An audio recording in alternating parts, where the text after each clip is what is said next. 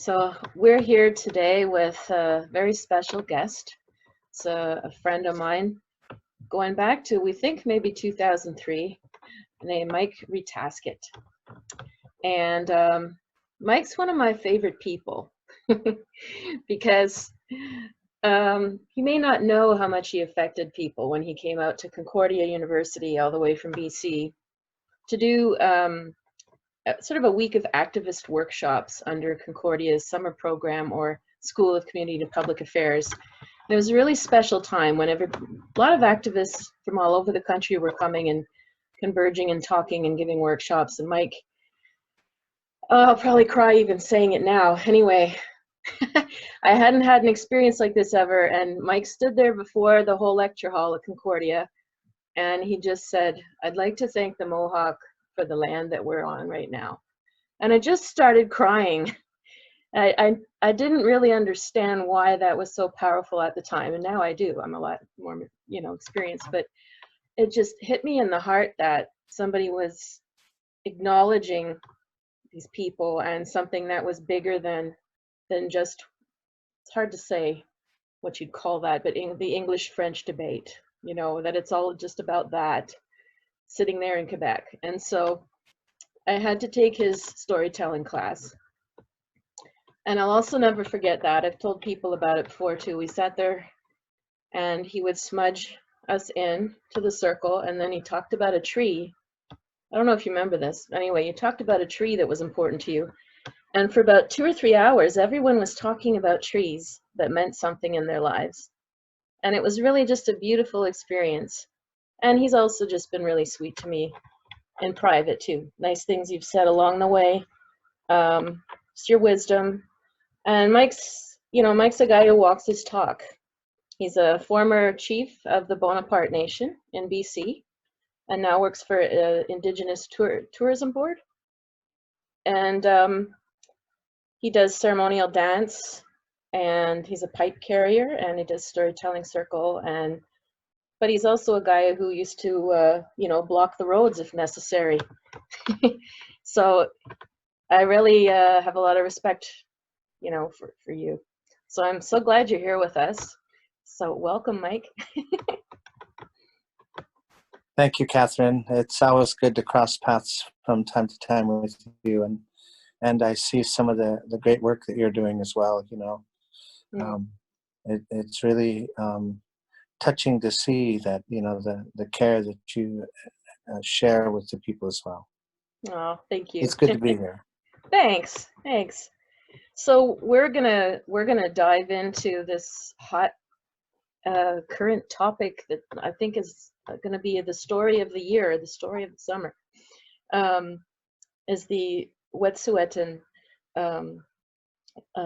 pipeline blockades. And I think it would be probably helpful if we asked you just where you're at with it in yourself at this point. How are you feeling about it? What's making you the most passionate in this debate? What's making you angry? I don't know. What gives you peace, or is there anything gives you hope about? I'd love to just hear from your perspective. Yeah, it's something that's really interesting to me about what is going on in the Wet'suwet'en territory. Do I have a voice on what they're doing? No. It's the protocols between our nations, and it's just like acknowledging the Mohawk that time. And I was following protocol. Yeah. And so those protocols between our nations go back 807 generations. Wow. That just gives you an idea how long that we've been here, including the Wet'suwet'en, and let alone did they win one of the landmark ruling in Delgamuukw, which was the Gitxsan and the Wet'suwet'en. They proved title exists. They proved in the court of law. 7 Supreme Court judges ruled unanimously that title exists and cannot be extinguished. Mm-hmm. And they fought long and hard for that. and really all of the rest of Canada benefited from that lifelong work that they've done in the Supreme Court of Canada. But for me, that work belongs to them. You know, I can't, and I would never lay claim to that to that work. Mm-hmm. And so the work that's going on now with it, Wet'suwet'en, that belongs to them. What is happening in the rest of Canada and the support that they're receiving, you know, um, it's laid out in the court ruling in the Supreme Court of Canada. All of the words that we need are there, including in the rule of law. In the rule of law, you know, it shows that they have a right to choose to which uses their land can be put. You know, that's right in paragraph 163 of the Delgamuukw decision, Mm-hmm. and Yes, man, because the government keeps focusing on that phrase, the rule of law, the rule of law. So it's confusing. that Because, made me happy when they said that. That means the rule oh, of law okay. in Delgamuukw applies. The rule of law in Haida applies. The rule of law in the Taku River Tinglet court decision, Supreme Court ruling applies. And the rule of law in the Williams case, the Chilcotin decision, it also applies. It's okay. So is that what Trudeau is referring to when he keeps, you know, saying the rule of law? Or is he in his mind, No, I didn't think so. no. Like, this is where it just, I don't know, it gets confusing as to, well, whose law supersedes whose here then? Mm-hmm. If the Supreme Court says you have the right to choose what happens on your land, then why does the RCMP have the right to come in and take people off the road so they can build it doesn't make sense who, I don't know. It sort of feels, go ahead, sorry. Historically, it dates back to August 25th, 1910. It was my great grandfather Mm-hmm. on my father's side, Tai James Retasket, who delivered to Sir Wilfrid Laurier, the Sir Wilfrid Laurier Memorial, which was signed in 1910 by the chiefs of the Courteau, the Okanagan, the Stadleum, the Shuswap, the Carrier. All of these nations signed the Sir Wilfrid Laurier Memorial. And within the Sir Wilfrid Laurier Memorial, one of the sentences in there is, there seems to be one law for the rich, one law for the poor, Mm-hmm. and yet another law for the Indian. And that's the rule of law that we're talking about. So there are three different rules of law there that haven't gone away since 1910. Yeah, So wow. we've been fighting since then, you know. Yeah, And our elders, you know, they didn't fight for our title and our rights, you know, for us to be sitting around all day doing drugs and playing video games. You know, there was a reason they yeah, did what they did, and all of us have to get out of that kind of mentality. You know, that's exactly what the government want us to do, you know, is to do the drugs and play the games and just turn our brains to mush, you know. yeah. They get really afraid of when we speak and we are coherent about what we're talking about, and they're Yes, really afraid of that. yes, and how quickly this was organized and how widespread this shutdown is if you choose for it to be. I mean, with the trains, it just makes it glaringly obvious, you know, how, I mean, that's just from my Westerner perspective, right? I don't have friends that I hear on the ground in let's say Ganawagi what might have been coming. So I'm just going by how fast this seemed to be from my perspective, hearing it on the news, just how quick this was organized and how powerfully this was organized. Is Um, something that organ- sort of like they're always sort of, how much planning, if you will, or goes into this kind of blockade? Or is it more a spontaneous kind of yeah, rising up? to me, it's more ad hoc than that. Okay. Yeah. There was really, as far as I know, not much coordination between what is taking place in Saskatoon Mm-hmm. and what is taking place in Ottawa and other places that these roadblocks or the train blockages are beginning to get more and more.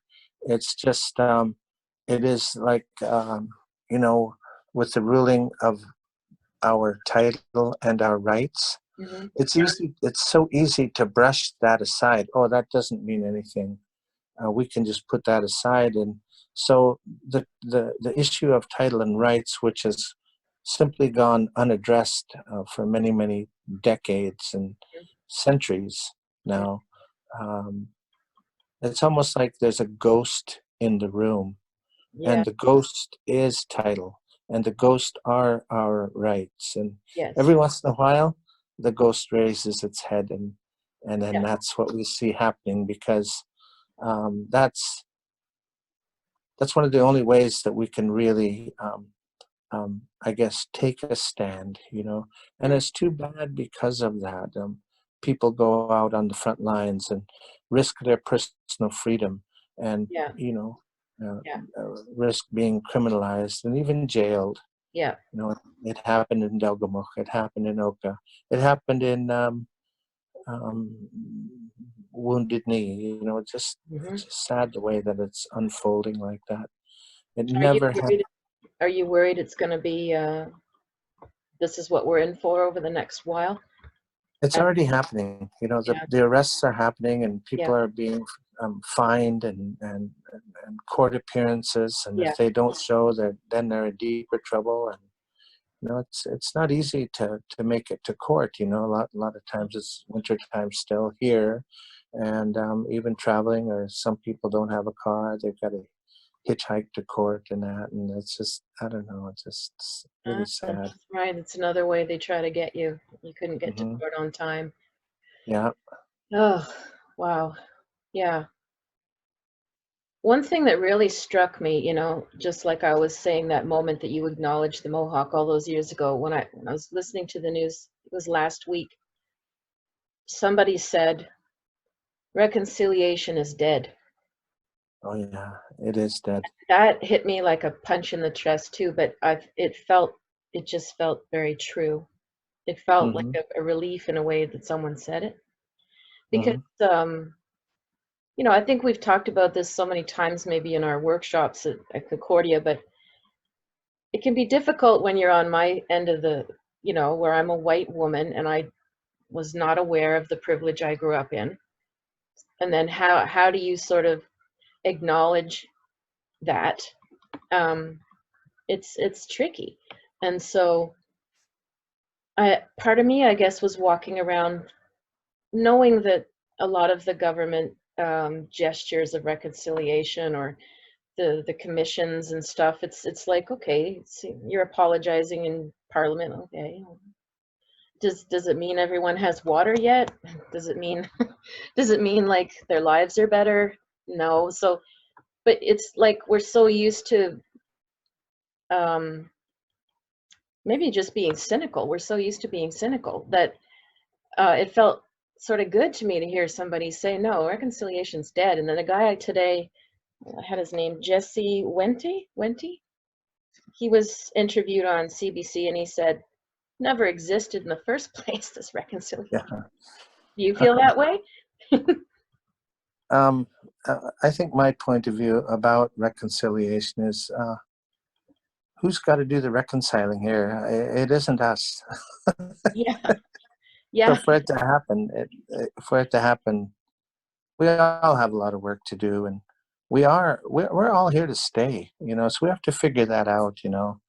Um, Hmm. we've got, on the Indian side, we've got to be included in the economy in ways, and we've got to have a voice at the table to protect the water and protect the environment. And there's a reason why we want to do that, and it's because of all of the marginalized people who depend on animals for their food. the fish for their food, so they have to protect the water to ensure they have enough food for the wintertime, and Mhm. this it's really happening on the ground, how poor many of us are. Yeah. When we look in our wallets, we're poor, but when we look at our land and our territory, and we own it all, there's no question in my mind that we own all of it. Mhm. And when we look at it that way, we're very rich.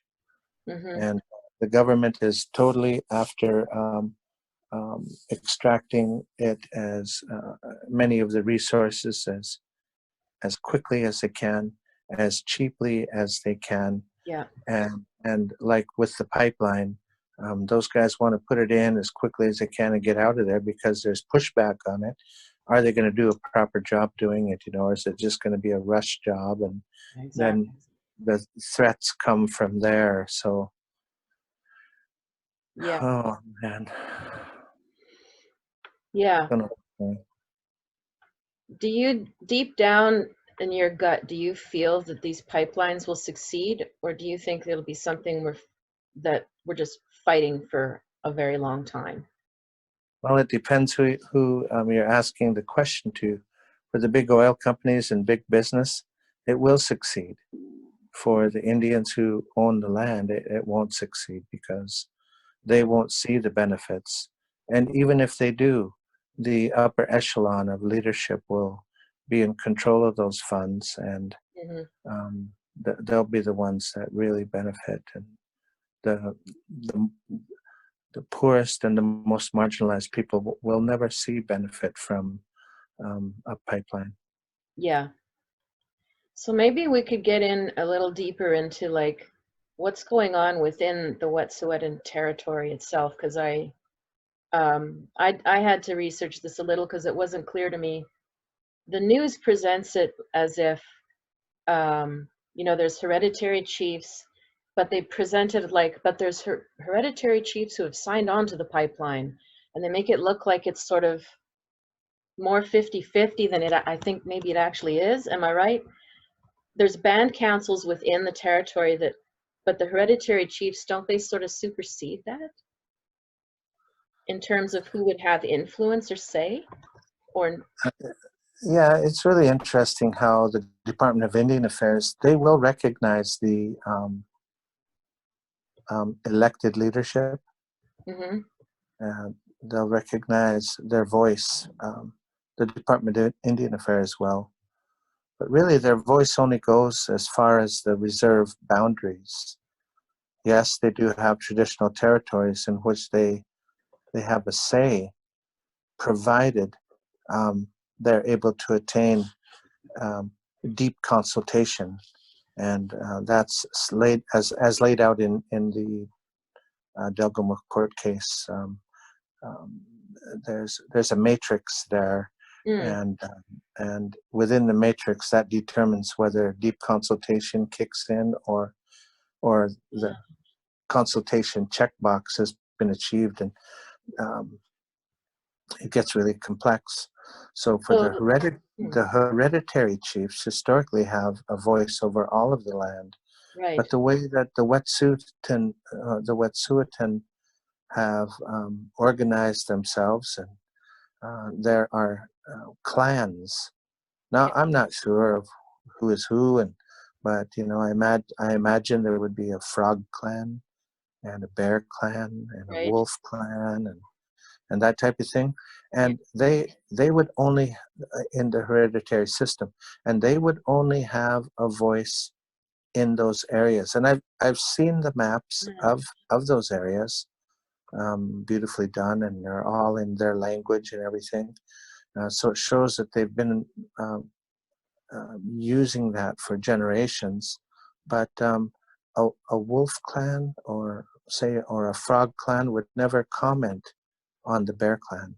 They stay out of that kind of dialogue. So it just even makes coming to a table a lot harder, because somebody from the frog clan has no voice in the bear clan, or vice versa, like that. right. The deep consultation you're talking about, is that where all the clans would come together, or that's between who and who? A deep Yeah, consult. not even there. Oh, That seems to be more within the confines of the elected chiefs, because okay. there is a fiduciary, so there's a legal obligation for consultation with the elected chiefs under the ruling. So it just makes it more and more complex. And sign away, do everything you want. It's just a piece of paper. Ain't nobody gonna follow that tooth and nail. Even like with the permitting, that's another issue that they're really worried about. Yeah, they have the permit, but are they going to remain in compliance with the permit, especially around protecting the ecology and whatnot? No, they're going to do it and extract it as quickly as they can and as cheaply as they can so they can make more profit. That's what it's about. Yeah, yeah. It's just, I'm not sure quite what to ask, but it's sort of, I guess my feeling is, who's really in a position to hold them accountable so they don't do it that way? Does it need to come down from federal before the corporation take it seriously and slow down and listen? I think what we see unfolding here, uh, um, you know, I've said it before, and Indians are the fiercest on the planet. Mm-hmm. We fight the Queen. We fight the federal government. Mm-hmm. We fight the province. Yeah. We fight the municipalities. We fight the third parties. And if we're not busy fighting those guys, we're fighting each other. Yeah, yeah. And that's kind of what's going on right now. Okay. And the government is just sitting back and waiting for us to breed ourselves into oblivion. Gotcha. You know, Okay. Wow. So is there a conflict then between, let's say, some of the band council chiefs in the territory and the hereditary chiefs? Like the ones who have said sure, or they've taken a payout from the, hmm I mean, how does that stuff tend to play out, or do they, yeah. Really interesting question. Um, and I think I'll answer it like this. There probably is. It's internal. The government won't, the federal or provincial government won't take a stand on the disputes. They'll let the tribes themselves resolve those issues. Okay. And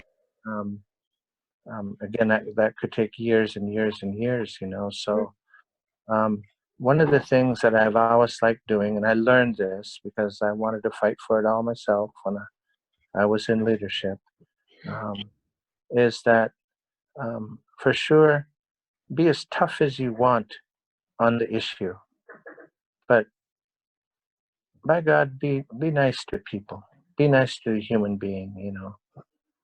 So yeah, just to separate issues like that. Yeah.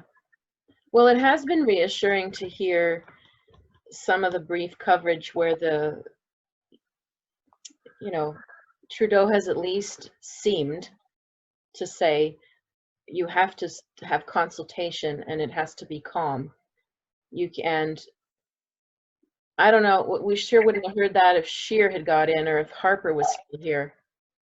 So I don't know if you want to weigh in on that, on what scale do you feel any kind of trust in Trudeau? Is he any different? Is he a little different or not at all in how he's handling it this time? hmm we've heard it all before. It doesn't matter who's in; they all work for the same corporations. Yeah, yeah, Yeah, yeah.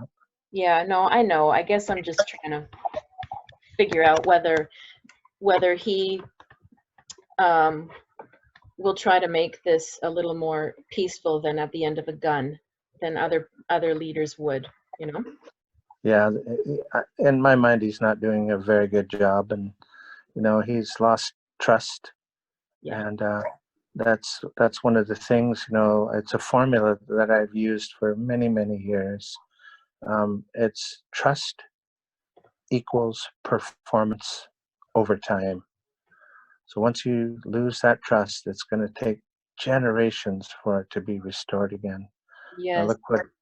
Look what his dad did, to us in 1969 with laying out of the white paper policy, and just trying to extinguish who we are, and how special we are on this land, and we do have special rights, and we do have um, things that we can do, like hunting and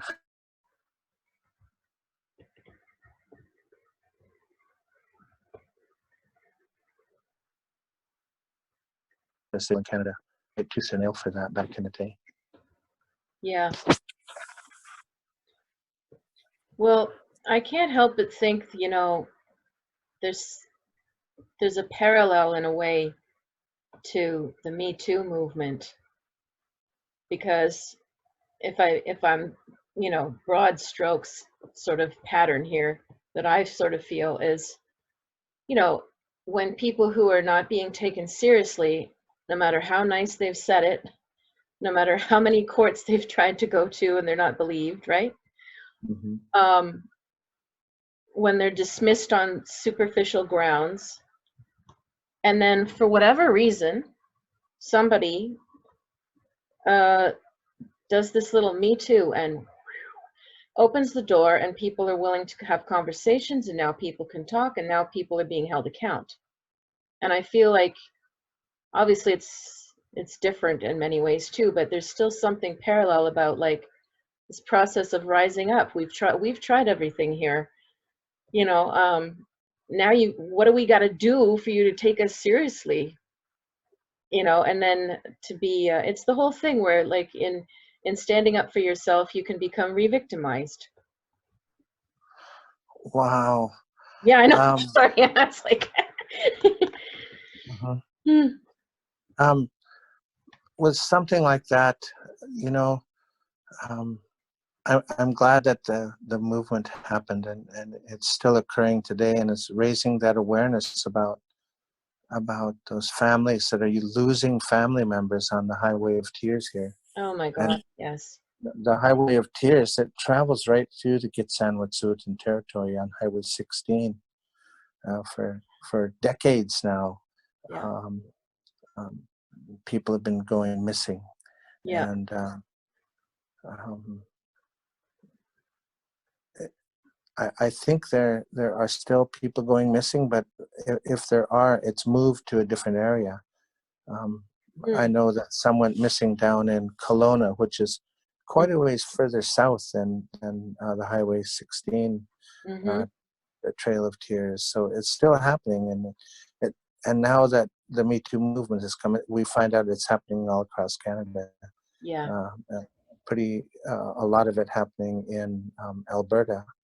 Yeah. And again, one of the ideas is that the man camps, in those big oil companies, a lot of it's happening there, and disappearances in those areas and whatnot. So. Oh, I didn't know that part of it. Mm-hmm.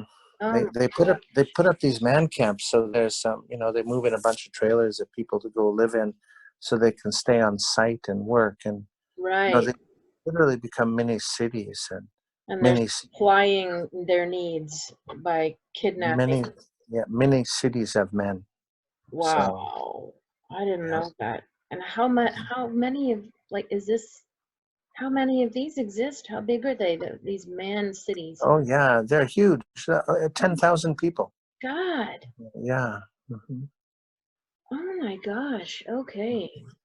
And they move in and they do the extraction, and well-paying jobs, and everything. And Yep. from what I understand, as well, drugs are rampant there, and Yeah. it just escalates from there, and it just compiles from there, and So from bad to worse. do you think the Highway of Tears and what's going on is do you think it's trafficking? I think there could be isolated incidents of that happening, but what I also think, it may be just a few people doing it. Yeah. Hmm. Yeah. I mean, that always blows my mind too. There's many things that the government could do to surveil this, or do something, and nothing's ever done. They just And have one more gratuitous ceremony or meeting somewhere about it. that's the link between what's going on in the Wet'suwet'en territory with them opposing the pipeline. They're not against oil. They're against the potential of environmental threat to their traditional lands and territories. They're more interested in protecting their water, Yeah. you know, Yeah. to avoid boil water advisories. And I wouldn't doubt if many of those communities do have those boil water advisories as well. And they're interested in raising the profile on the amount of murdered and missing women along that Highway 16 as well, because there's with a pipeline there could be more man camps established in and around. Even it doesn't even have to be close by the area. The sweep of a man camp could be huge. They have the ability to buy big 4-wheel drive trucks that go really fast, and they can cover a lot of ground. And it's just, I don't know, it's just real complex. Yeah, it sounds like it. Because on the other side of it, it's sort of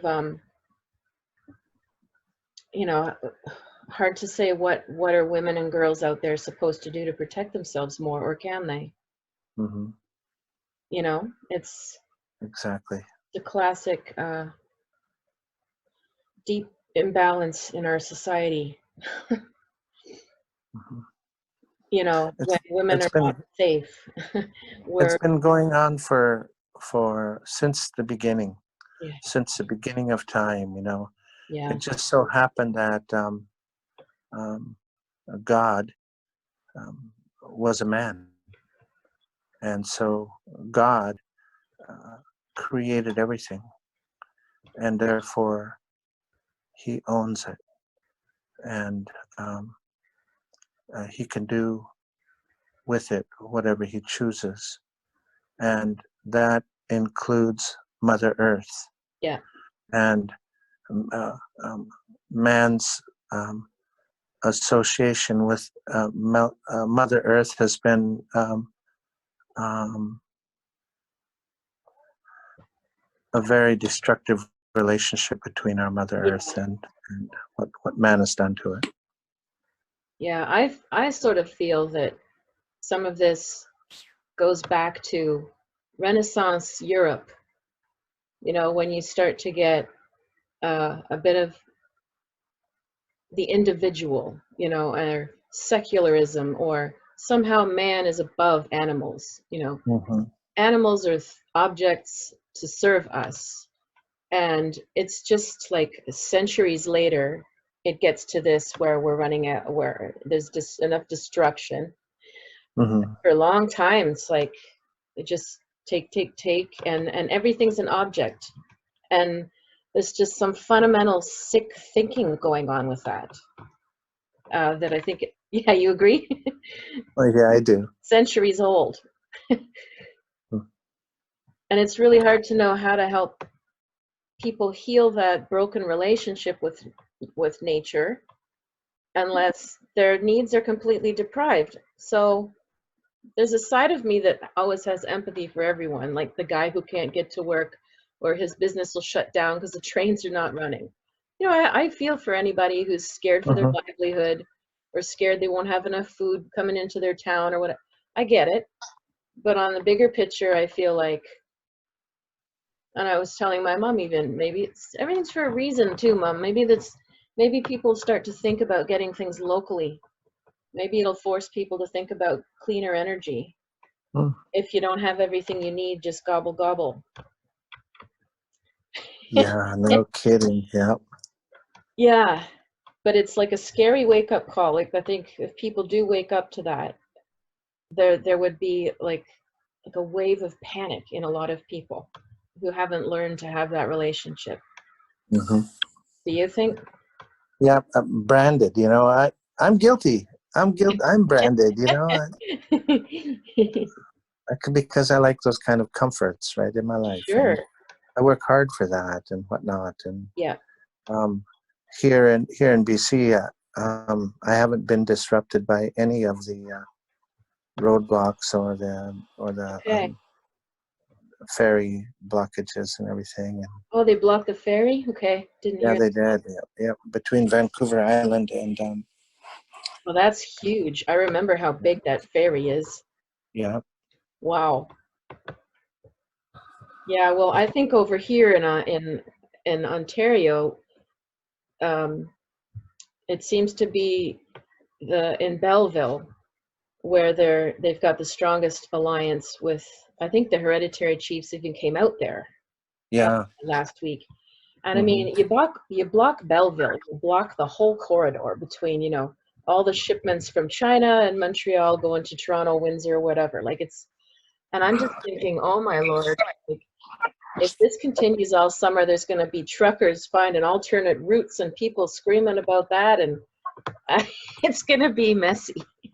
Yeah, But it's going to maybe be a that's what long, we hot need. summer. Yeah. Yeah, yeah. But maybe it's a lesson that we need.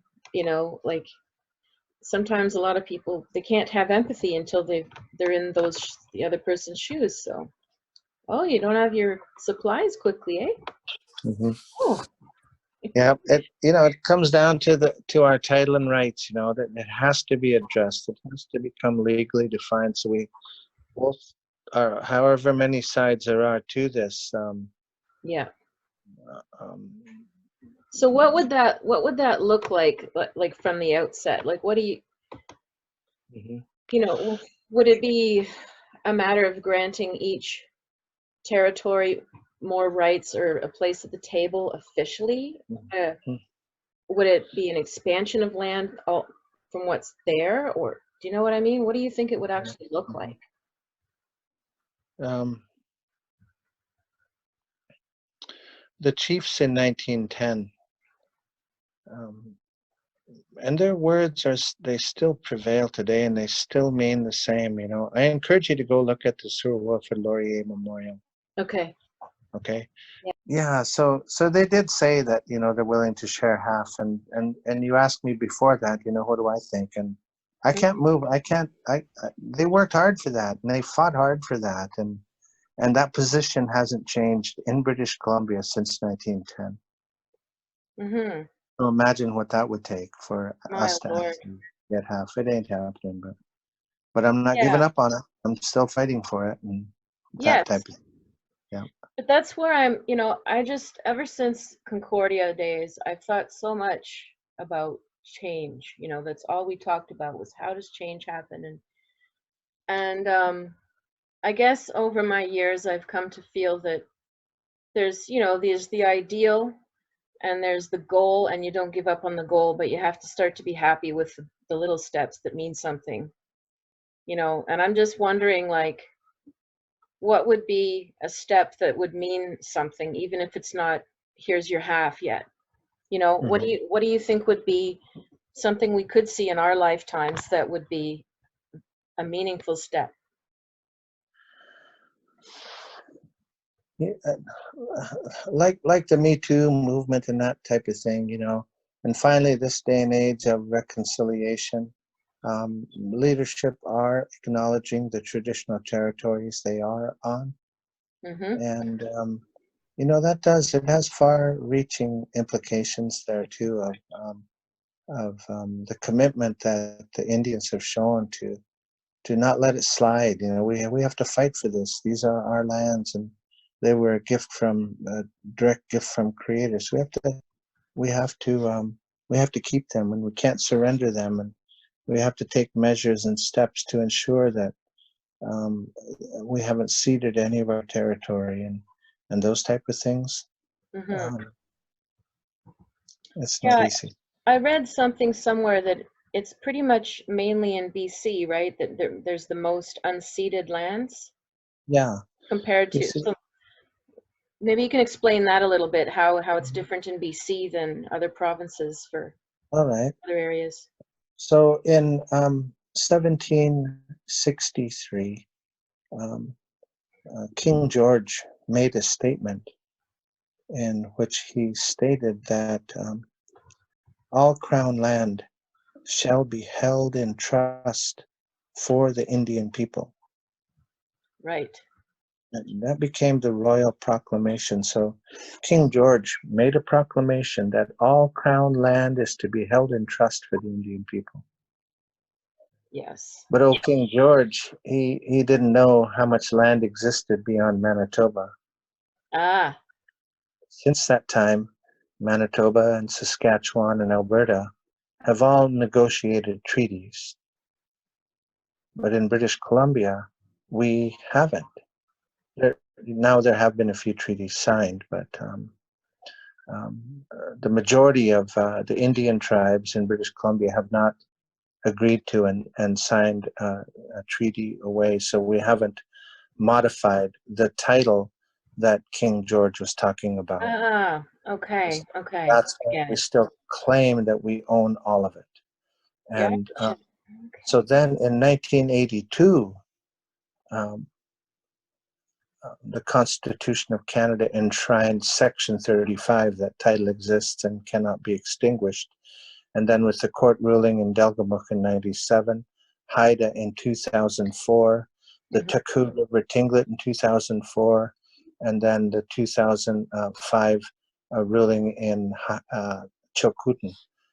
You know, we're winning these court cases right and left, and we are proving that title exists and cannot be extinguished. And things that government and third parties have to take measures in order to let us know what they're doing to our land in order for us to make determination how our title will be impacted. And we have to work hard and try to negotiate a fair and just settlement. We have to make sure that we do not, and that's what's going on. The same with the Wet'suwet'en, the way that the people of the Wet'suwet'en feel, whether they're leadership, whether they're elected councils, many of the people Mhm. do not feel that the infringement of their title has been justified. Mhm. And that's why the fight is taking place, and that's why it's so easy to win support, like has been shown all across Canada, because people will really understand that, I think. Mhm. Yeah, I think so too. I mean, there's already been quite a bit of support and protest here, I know, in Montreal right away. Mhm. And I know one lady, because she lives in our, I think she's lived in our village, or she's done work here with, and you know, there's people running around my area looking for bales of straw and cords of wood and supplies, Mhm. and people are out there driving. Like, it's amazing how fast all of this is organized as a collective, because as we know, you know, community organizing is not so easy, and all of a sudden, and I think there's just something so powerful about that coming together, um, that spirit of coming together, and this quickly. It's people want to be part of something that feels real like that, and Mhm. I hope that, you know, there's been a tipping point with environmental issues as part of our daily psyche that we didn't have 20 years ago as well. You know, we're more aware of our general use of plastics, for one thing. They were starting to ban that. Um, you know, we have the Greta Thunberg. Her speech there was, um, so I don't know. It feels like a tide is turning, but you know, it always feels too slow, doesn't it, Mike? Too little, too late. Yeah. Yeah, yeah. But yeah, I was trying to think what else I could wanted to ask you about. Um, well, yeah, one friend of mine who also does community work. I told her I was interviewing you. She was excited, and I said, "Well, what would you want to ask if you could?" And she said, "Well, I'd like to ask him how the average person can help." not every, like, there's multiple levels of engagement people are willing, Yeah. right? Like, not all of Mhm. us are going to chop wood or go out to the front line. So, barring that kind of, being on the front line, what would you say the average household person could do who's a supporter to keep supporting this movement? Mhm. I think my answer is the classic answer. Okay. Get a hold of your leadership, your MLAs, and let them know that you're not happy with the way things are unfolding. Um, Luckily, there hasn't been an armed standoff that's Yes. happened yet. Yeah, yeah, Um, yeah. it hasn't escalated to that, and that's a good thing. Yes. Maybe that's why it's a success, because it's peaceful, and I really hope it does stay that way. Um, but here, on the other side of the table, they have armed policemen, and now uh, at the flick of a wrist, they'll have the military become involved, Yeah, and that's how quickly it can escalate. And yeah, they're the sides with the guns and the weapons, and whatnot. It's not the Indians. We're just trying to protect the water. yeah. Have you heard stories yet about Facebook shutting people down who are trying to post things or organize themselves on Facebook?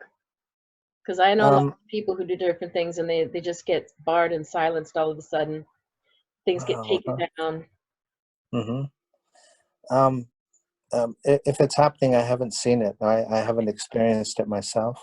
Okay, okay. Yeah. Hmm. Yeah, because I was just, you know, um, when you realize that there's just going to be like a migrating, there's somebody somewhere on a train track or a road all over Canada, and Hmm. it'll just, if they want to stay peaceful, it's like, okay, you're shutting us down. Whoops. Now they're, Well, whoops. yeah, And, I mean, this could be really frustrating for the government or for them to organize against. yeah. Like, popping up everywhere. The military in Canada isn't big enough to take on something like that. Yeah, whether it's organized or not. Hmm. I don't know of it. I wouldn't call it organized. I would just call it ad hoc, how Okay. it's happening. And um, maybe I'm out of the loop. Maybe it is organized. I don't, but I don't think so. Yeah. No, well, that's probably why it's gaining strength, because it's coming from another place than just Hmm. pure thought strategy. Hmm.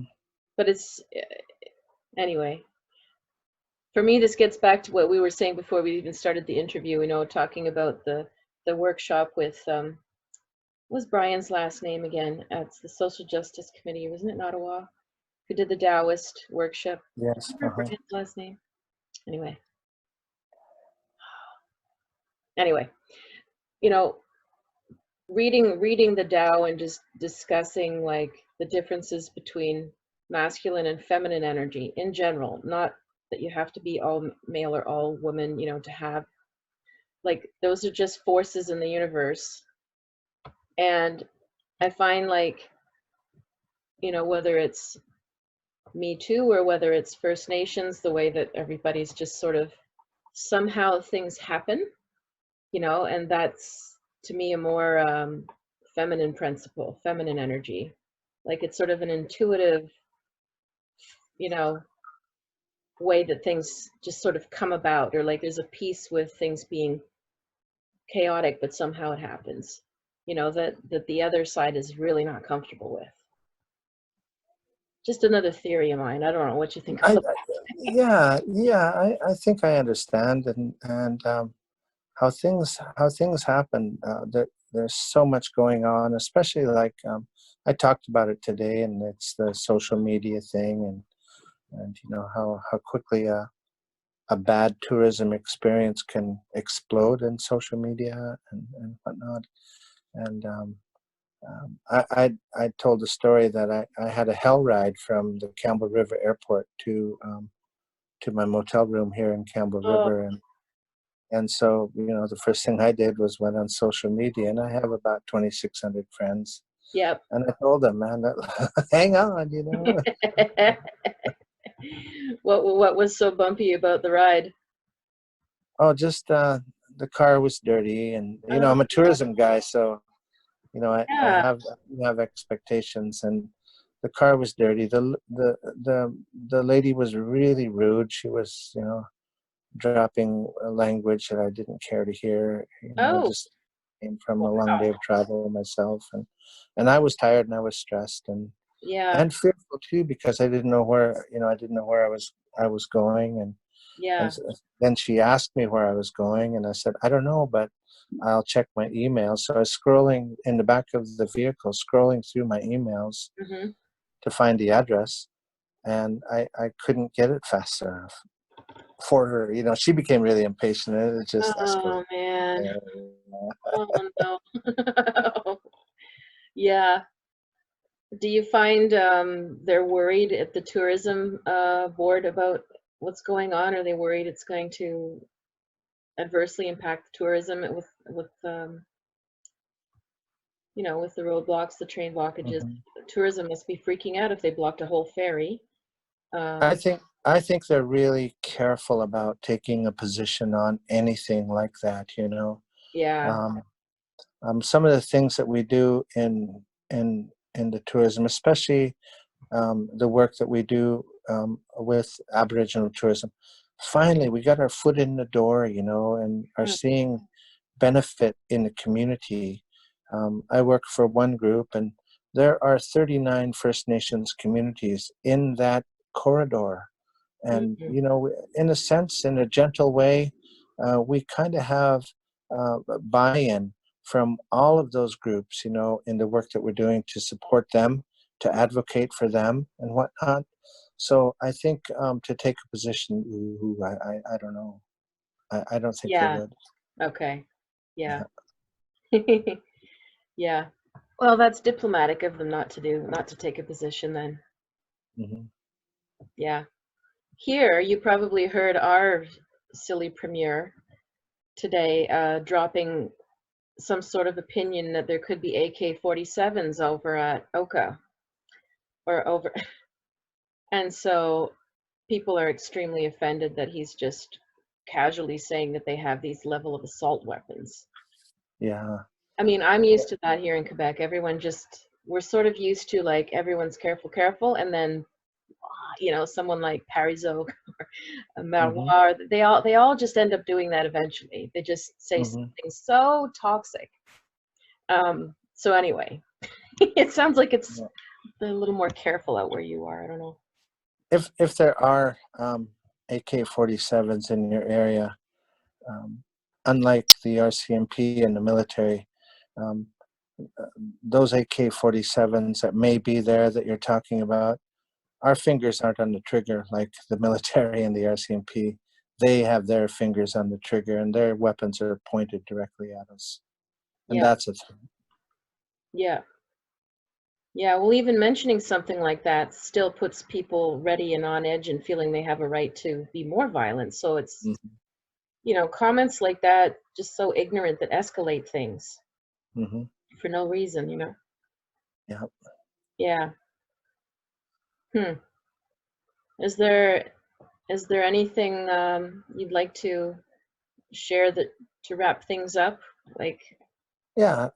Remember now, social media, so don't believe everything. Don't take everything that you read about on social media as fact. Look at the source and look who said it, and make sure that you know who said it before you even take a position on things. And don't worry too much. It'll get over. We'll overcome all of this stuff because we are Canada. mhm, We are the Shuswap, and we are the Wet'suwet'en, and we are the Stetlium and the mhm. Kinacha. We all support what they're doing out there, I think, in a way, and we all want it to be to end peacefully and in a good way too. Yeah. Well, let's pray that it does and that it's enough to wake everybody up, but that it stays peaceful. Yeah, that's right. I agree. Yeah.